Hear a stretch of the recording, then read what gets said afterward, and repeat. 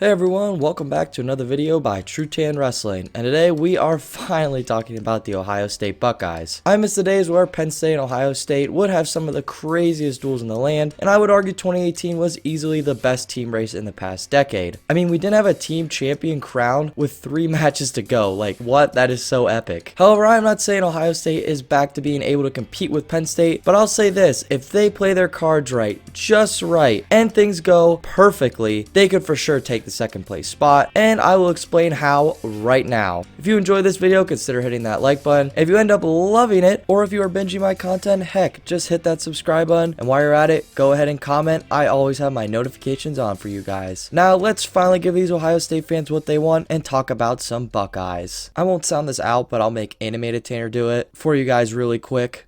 Not to be biased, but if you can't tell, I don't do that very often. So now let's finally get to some Ohio State talk. So Ohio State has been in the top 15 for the past few years, but when you reach back to their heights of national championship fame in 2015 and a top 4 finish year after that, I am sure these past few years have definitely felt like a major disappointment for Ohio State fans. However, the Bucks have had some squads, and this year really showed with them getting 4 All-Americans and finishing 12th place. But I can tell you right now, they are starting to get their typical Ohio State recruiting classes once again. This 2022 class, they not only got the number 1 and 2 pound for pound ranked guys, but also the number 3 pound for pound top recruit. And then in their 2023 class, they have a top 30 recruit in Kilcurry, a stud from PA, and a Super 32 placer, and a top 5 recruit in Rocco Welsh, who I don't really think I have to inform many people about, but for those who don't know, he's a stud. So with these savages coming in from the 2022 class like Mendez, Buzakis, and Feldman, what should the Ohio State staff do? Put all their chips in and compete them to try and get a team trophy, or wait till next year, let their freshmen develop and then push? But they would lose their now senior All-Americans, so you can kind of see where the trickiness comes in, and there's definitely some things to figure out for Tom Ryan and staff. In some cases, these 3 freshmen might not even be ready. I mean, Mendez just lost to another high schooler, and he might not be able to fill in at 141 spot anyway due to size. It is a lot of we'll have to wait and see what happens during the season kind of deals, but heck, I wouldn't be a wrestling content creator if I didn't love making hypothetical videos, so let's finally jump into 125 and begin our journey to explain why Ohio State should put all their money on black and go for a team trophy here and now in the upcoming season. Heisman will more than likely be the guy once again for the Bucks, and I know he has never performed how Buckeye fans want him to at the end of the year, but let's look at it like this. He's a 4-time national qualifier with 2 years of eligibility left technically. He also continues to always get better and better over the years. I would even argue he could have made the round of 12 if he didn't hit Lamont of Utah Valley in the first round, and he is such a big 125 to hit that early. I know it is hard to make huge developments later in your career, but Heisman has proved year over year that he does get better. The only obvious problem that I really see holding him back is his size. He's a pretty small 125, and it shows in some matches, but with that said, he did beat one of the biggest 125s this season in Latona, Virginia Tech way earlier in the season. He has shown he can beat those national qualifier and All-American level guys, so maybe he can put it all together this season and the season after that. 133 is where all the interesting topics start. The assumed starter for now is high recruit Gonzalez, who had a super productive redshirt season, so he will be a nice fit in the roster for sure. However, they have Nick Buzakis coming in, and there is high speculation that he could be the guy here for the Scarlet and Gray. This past season was primarily Greco star Dylan Coons, so he could also be thrown into the mix here. I want to give more of my thoughts on 133, but I'm going to bring up more about 141 to continue my thoughts about 133 and 141 together. You'll see why I'm doing this in a little bit. D'Amelio is the starter for now, but there is some other speculations that Jesse Mendez, the number 1 recruit, could be the starter for the Bucks this upcoming season. However, he is registered for the US Open at 61 kilograms, which is way closer to 133 than 141. I honestly think Mendez might be a little too small to make a big impact at 141, so maybe redshirt him and keep D'Amelio the guy, because he is also a great option. He is a 2-time national qualifier, and he has made the round of 16 before. Another key player in this battle is Jordan Decatur. Decatur isn't in the portal right now, but I find this a good time to mention the transfer portal here for Ohio State. The roster battles are getting extremely high in the Buckeye room, but they have 5 wrestlers in the portal, which is kind of concerning for me at least when it's regard to depth and their culture. I'm sure everything is fine because I really want to see this all chips in plan really work for them, but we will just see. I'm just saying a large amount of guys are in the portal. That doesn't mean necessarily anything is wrong inside their program, just interesting is all. The biggest names in the portal are probably Rocky Jordan, which is going to be really weird seeing a Jordan not wrestle for Ohio State. I mean, Isaac did it, but that was a cousin. There's also Kayvon Freeman at 165, and then the Cuban star himself, Ichimendia, which I could make a whole video on about him, but I'll keep moving forward to the actual Ohio State wrestling. wrestlers. Also, back to Jordan Decatur. Sorry, I got a little sidetracked there. He was clearly a top 10 recruit, but he has yet to find that winning formula to make an impact in the Ohio State lineup. I will stick by this statement by saying if he did not get hurt this season, he would have for sure been a high impact guy at 141 for the Bucks. I mean, he went toe to toe with a national finalist Clark this year in their duel. I think a healthy year and him fully committing to 141 could throw a huge game changer in their lineup and could give them massive points. Jeez, there is just so many things to talk about with this team, but finally moving on to 149, and this one is actually pretty easy and straightforward for the Buckeyes, with their highest placer in Sammy Sasso coming back for technically his junior season. It is hard seeing Sasso not at 149 for the Ohio State Buckeyes, and I can't really see anyone else being in there. Also, little side note, look out for him at the Open wrestling 70 kilograms. He might have seemed a little off this season, but you kind of have to remember he made the national finals, so he was probably scouted like a hawk every single match, and that just kind of happens once you get your fame in NCAA wrestling. But regardless, I am super excited to see him get back after it in the 2023 season, and hopefully he can make another national final for the Ohio State Buckeyes. 157 last year was anything but ordinary for the Ohio State Buckeyes. It was all over the place, with Bryce Hepner being the guy for most of the season and being the end of the year guy for the postseason. However, I think Patty Gallagher, who had an amazing redshirt season last year, will take the spot over for the Bucks, and I think he is the extra All-American points that the Bucks will need in March for this all chips in plan to work. He had a great redshirt season, and he will only continue to get better and better. I'm just super happy that it appears like he is really playing out for the Ohio State team. He did lose to Haynes, the Penn State recruit, and Petit, the two-time national qualifier for Buffalo this season, but he still gathered 17 other wins, going 17-2, which is a great redshirt year, and you can't really look too deep into redshirt losses anyway. At 165, we see another top Ohio recruit who made the podium for his freshman campaign in Carson Karchula. Granted, he was a third-year freshman due to his medical redshirt and regular redshirt, but who's really counting? Karchula would place 7th and winning a tight match over Ramirez of Cornell in the round of 12 to enter the All-American round, but I also find this a good time to mention something. The main question I had leaving nationals, if Ohio State had so many placers, how did they only take 12? Well, they did have a lack of bonus points, which will make an impact. Plus, when their highest finisher is a 5th place guy, that doesn't really help with the team scoring system. Overall though, with Freeman leaving, I can't really see anyone else but Carson in this spot, unless he would get hurt again, and then we could maybe see Ethan Smith drop back down to his All-American weight, which would for sure be interesting. But with the mention of Ethan Smith, let's move right up to 174. Smith will be entering into his final season, and man, it feels like he has been at Ohio State forever. He had a rough end of his season, losing in the first round of nationals, and then wrestling all the way to the round of 12, where he would fall to Oklahoma State's Dustin Plott, who really came alive at the end of his season. This was unfortunate considering Smith placed 5th the year before, but if the Bucks want to make a push, they are really going to need one last push from their senior leader, Ethan Smith. Like I said, he had a way better season at 165, meaning All-American there, but to be honest, at 174, he still looked really great and up to size. He pushed a lot of guys like Mekhi Lewis and other All-American level guys to the brink. Plus, he beat some of those All-American guys, so he's really not out of the conversation All-American at 174 at all. 184, we finally saw top Ohio recruit Kale Romero get it done, and man, when he All-American, his face completely showed it all with just utter joy. This was one guy I really wanted to see put it all together because he has been on the cusp of All-American for years. He finally got it done, and bumping up from 174 to 184, he looked huge for the weight, and he has a mean double leg too. He would play 6th this year and more than likely sealing his spot for the Ohio State team, which resulted in Rocky Jordan transferring. Where is not yet known, but we will see when it happens. I'm sure those two really push each other this year, so I hope Romero continues to develop at the rate he has been. 197, we had breakout star Gavin Huffman finally get it done, and man, it feels like 197 always just has crazy seeds in the semifinals. There was Woodley, a plus 20 seed in 2021, Hoffman a plus 20 seed obviously this year, and every Ohio State's favorite unseeded wrestler, Kyle Cannell, just a few years ago. But that's neither here nor there. Huffman all year showed signs of greatness at 197, and I think it really helps that these past 2 years he's been back at a more natural weight and not bouncing all over the place. He might have been a little inconsistent this year, but he put it all together at the right time when it mattered to place 6th for the Bucks. He will for sure have to repeat this for next season or do better to make a huge impact for Ohio State. There's also Shoemake coming in at either heavyweight or 197, but even for being a top Ohio recruit, I think they'll just redshirt him. I just wanted to mention him since I've been mentioning other top recruits they've been getting. Heavyweight is another interesting point and plays a big factor on whether or not the Bucks can make a push for top 4. Orndorff has proven he can All-American, and he was close this year but unfortunately missed out. He's also a little inconsistent, but still a nice option for sure. However, if Nick Feldman is all the hype he's supposed to be, which is highly possible, look out heavyweight, because he could seriously crush some heavyweights to All-American for Ohio State. Feldman is another top 3 recruit in this outstanding class that Tom Ryan put together. It just all depends if they want to wait and develop these guys a little more in redshirt, or like I said, put all the chips in the center and let's run with it. Now that we are done this way too early lineup look, what do I actually think needs to happen in my eyes for Ohio State to make that final push back to glory? Well, Heinzelman needs to at least make the round of 12 or slip into All-American possibly, and that's definitely a possibility considering his early season success. Buzakis or Mendez need to be as good as people are leaning on to fill in the 133 spot. Again, at 141, Mendez or Buzakis need to be the guy there, but if they are too small, it won't really help anyway. However, the 141 Big Ten field especially has really opened up, so that could leave some room for possibilities at least. Also, I wouldn't count out Decatur or D'Amelio from these lineup races either. The rest of the lineup is pretty straightforward, seeing the same guys except for Gallagher at 157, who I think can make some early season and end of the season splashes. Also, those returning guys need to clearly place again to do their part for Ohio State. Heavyweight is for sure interesting, and I'm really excited to see what Tom Ryan's going to do, but I say put Feldman in if he is ready to go. I mean, he beat Nyanmore at a Hofstra National Qualifier this season, so he clearly can compete with that tier level of wrestlers, but can he compete with a top 4 at this weight? That's a different story. Who knows? I think it is important to push now because granted, you do have these freshmen for a while, but guys like Smith and Romero will both be gone after this season, and despite Smith not placing, he is an All-American level guy that is possible huge points gone after this season. This team could be one of the few 10 deep teams in the nation, so I say let's run it in Columbus and put all the chips in on this one.